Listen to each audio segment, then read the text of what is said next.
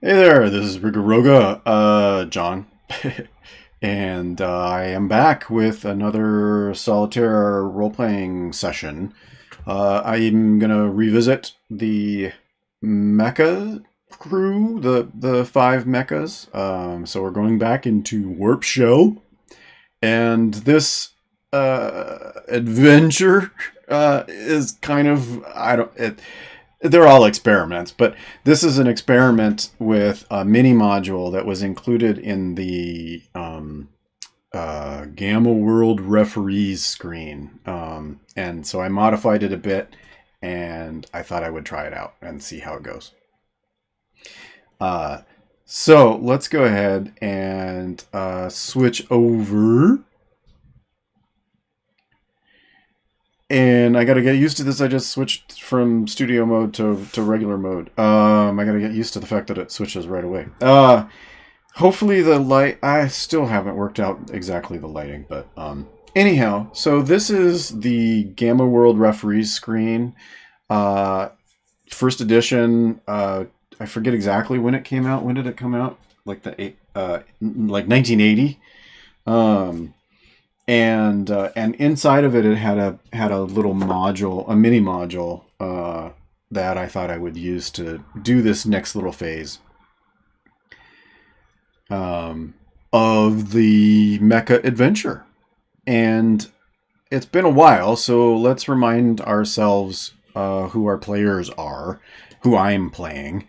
The first mecha up is Eve. Actually, here, let's. Why do I have Izzy up? Eve is up.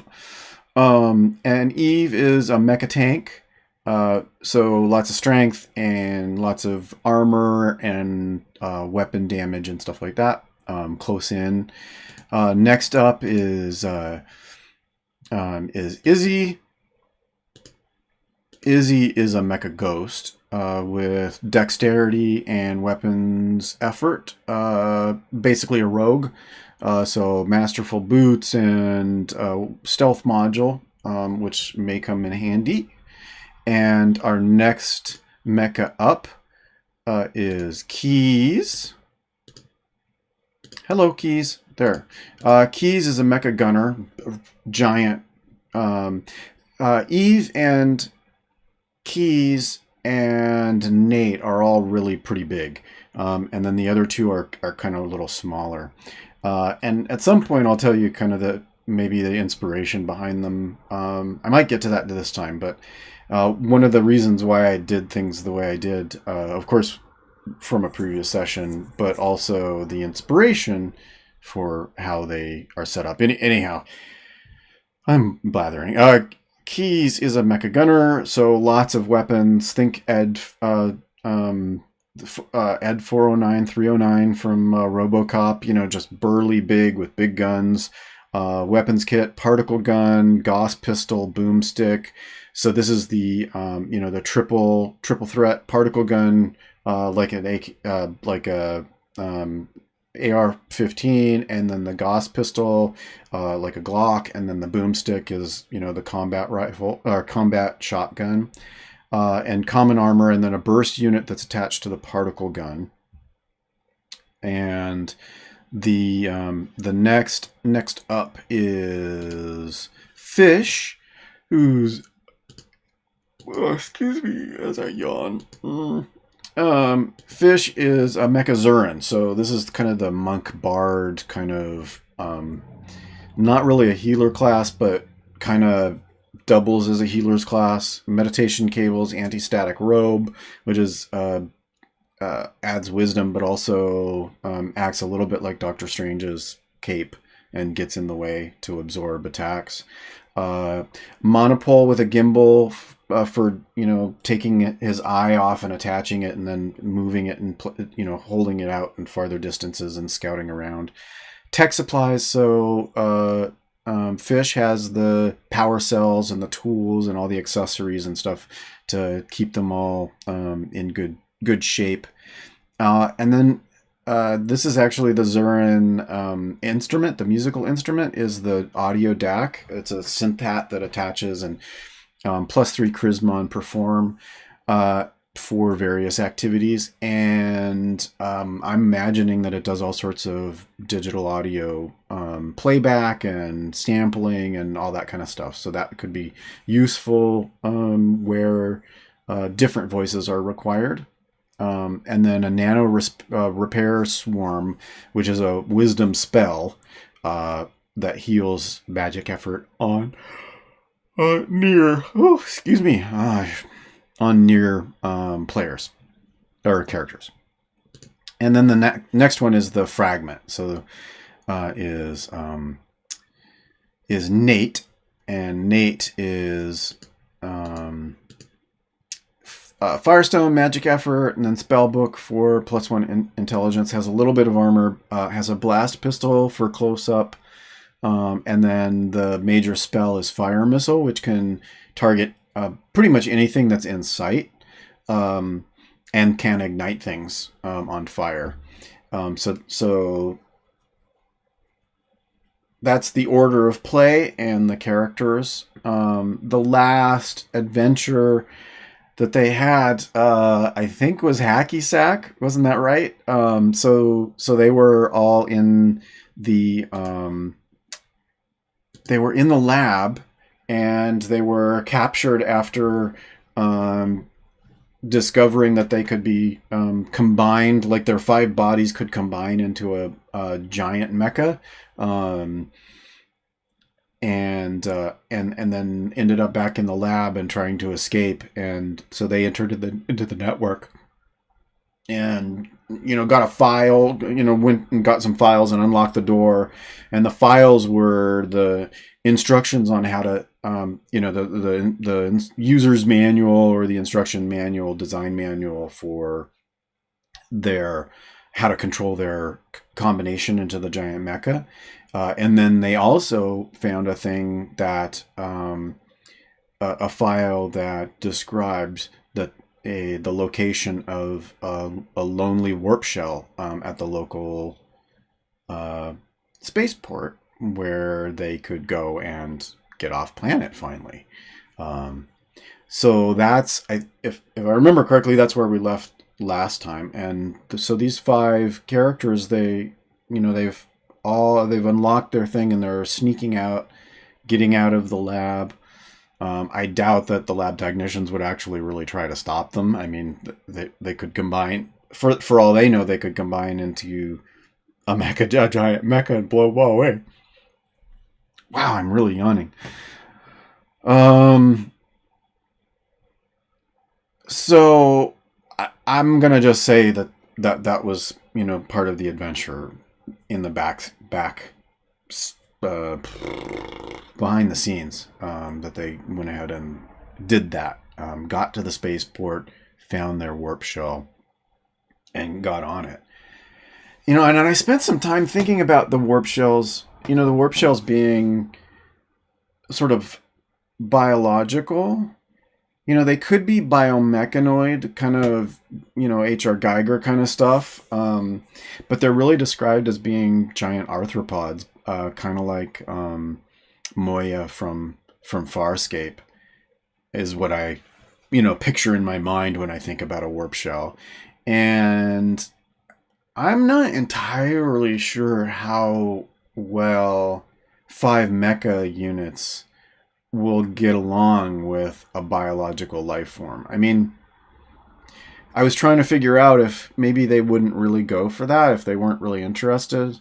And I was trying to think of, whether there'd be some interface problems, like communicating, that the warp shell would really be really interested in sort of biological, organic kind of life forms. But then there's the Zill and outsiders and other creatures. And so I think what happens is that they find the warp shell and manage to get off planet, and sort of over the next couple of days or whatever, as they're experiencing and sort of getting familiar with their surroundings, and looking in storage to see what's on this warp shell, if there's anything useful. And I think one of the things that happens is that, we've got a Mecha who, um, so Fish really suggests let's sit together and meditate on this, and sort of combine our thoughts together. And so they end up using perhaps it's instructions from how they become a giant mecha. Maybe this isn't really something that the mecha themselves usually have as an ability, but because they've got this drift or whatever it is, the where they combine, they actually start to meditate and really actually share deep thoughts and deep connections, and their thoughts and their feelings, and they become a collective unit. And so they really start to meditate. And what I imagine is there's kind of, oops, hello, come back. Is kind of like a, matrix or whatever, but there's, as they're sitting, the air around them starts to vibrate and becomes, laden with this sort of biological electronic energy field that they're sharing, and they're really in a sort of a commune now. They're in a collective, and I think what they decide is really, having experienced a planet where they got used as basically cannon fodder, right, sent off to destroy those behemoths. And then sent into battle. They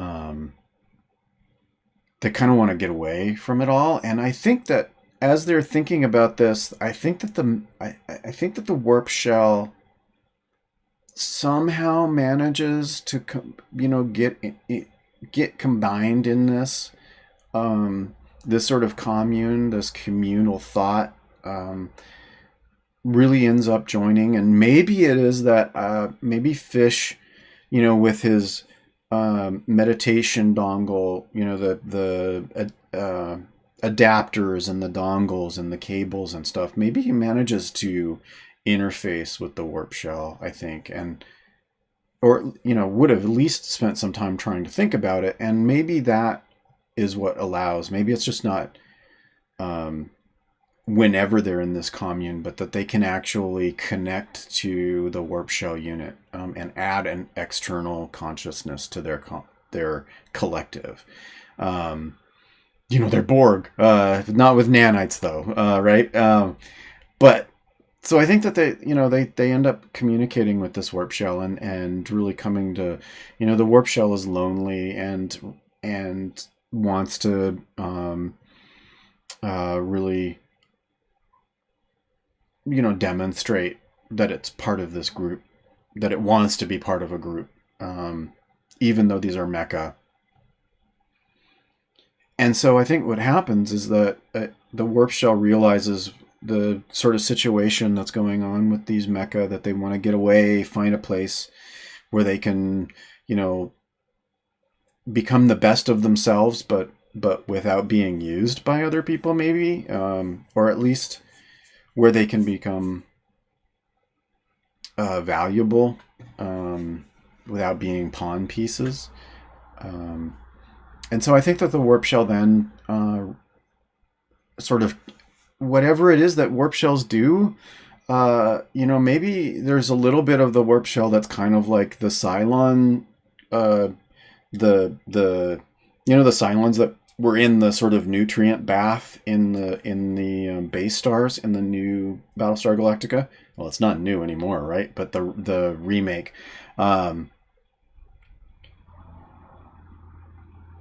Maybe it's sort of has some sort of connection to something greater anyway, and taps into that and folds space towards this thing that it's drawn to based on its whatever criteria or way of thinking or whatever it is that warp shells do, these sort of alien, interesting consciousnesses, these living ships, fold space and brings these mecha into a particular area of space